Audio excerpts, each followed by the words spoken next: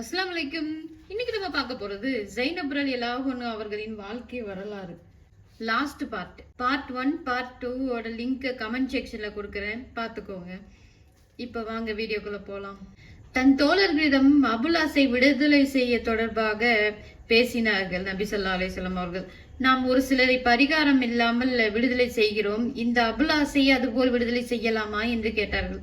அதற்கு நபி தோழர்கள் சம்மதித்தார்கள். நபி ஸல்லல்லாஹு அலைஹி வஸல்லம் அவர்கள் அபுலாஸை வரவழைத்து, இந்த மாலை கதீஜா ரலியல்லாஹு அன்ஹா அவர்களுடையது, என் அருமை மகள் ஜைனப் ரலியல்லாஹு அன்ஹா அவர்களிடம் இருக்க வேண்டியது, எனக்கு என் மகளை திருப்பி அனுப்புங்கள் என்று கூறி அபுலாஸை விடுதலை செய்தார்கள். தன் தந்தையின் கட்டளை தன் கணவனை விட்டு வர வேண்டும் என்று மிகுந்த மனபாரத்துடன் மக்காவை விட்டு தன்னுடைய பெண் குழந்தை உமாமா ரலியல்லாஹு அன்ஹா அவர்களை சுமந்து கொண்டு மதீனா வந்தடைந்தார்கள்.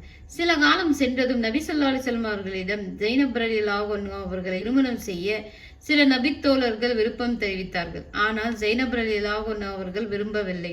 காஃபிராக உள்ள தன் கணவர் இஸ்லாத்திற்கு வர வேண்டும் என்பதில் முழு நம்பிக்கையுடன் இருந்தார்கள். ஒரு நாள் ஒரு காஃபிர் வியாபார கூட்டம் மதீனாவை கடந்து செல்கிறது.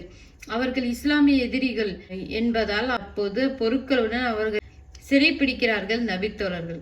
அவர்கள் அனைவரும் கைது செய்து மதீனா அழைத்து வருகிறார்கள். அல்லாஹ்வின் நாட்டம் அவர்களிடமிருந்து தப்பியோடிய அபுலாஸ் அவர்கள் ஜைனப் ரலியல்லாஹு அன்ஹா அவர்களிடம் அடைக்கலம் தேடுகிறார். மக்காவில் உள்ள நிறைய மக்களுடைய சொத்துக்கள் அதில் உள்ளது, எப்படியாவது என்னுடைய பொருளாதாரத்தை காப்பாற்றி தந்துவிடுங்கள் என்று அபுலாஸ் அவர்கள் ஜைனப் ரலியல்லாஹு அன்ஹா அவர்களிடம் கோரிக்கை வைத்தார்கள்.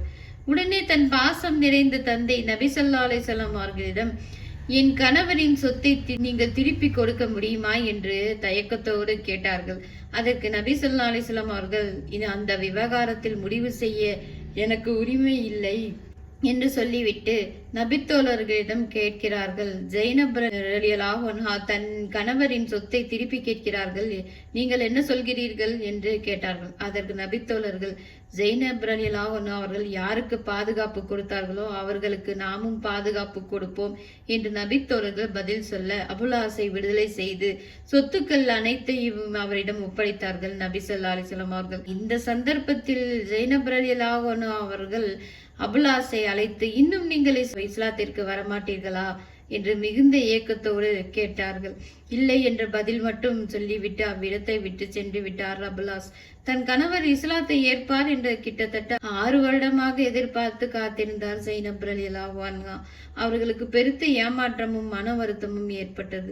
மக்காவில் உள்ளவர்களின் பொருட்களையும் சொத்துக்களையும் ஒப்படைத்து விட்டு சில நாட்களுக்கு பிறகு அபுலாஸ் அவர்கள் மதீனா திரும்பி வந்து, வணக்கத்திற்குரியவன் அல்லாஹு தவிர வேறு யாரும் இல்லை, முகம்மது அல்லாஹுவின் நிறை தூதர் என்று நான் சாட்சி கூறுகிறேன் என்று கலிமாவை சொல்லி இஸ்லாத்தை ஏற்றார்கள். காஃபிராக இருந்த கணவர் இஸ்லாத்தை ஏற்ற அந்த தருணத்தில் பல வருடங்கள் அந்த சந்தர்ப்பத்திற்காக காத்திருந்த அந்த பொறுமைசாலி ஜைனப் ரலியல்லாஹு அன்ஹா அவர்களின் மகிழ்ச்சி நிச்சயம் எல்லையற்ற மகிழ்ச்சியாக இருந்திருந்தது.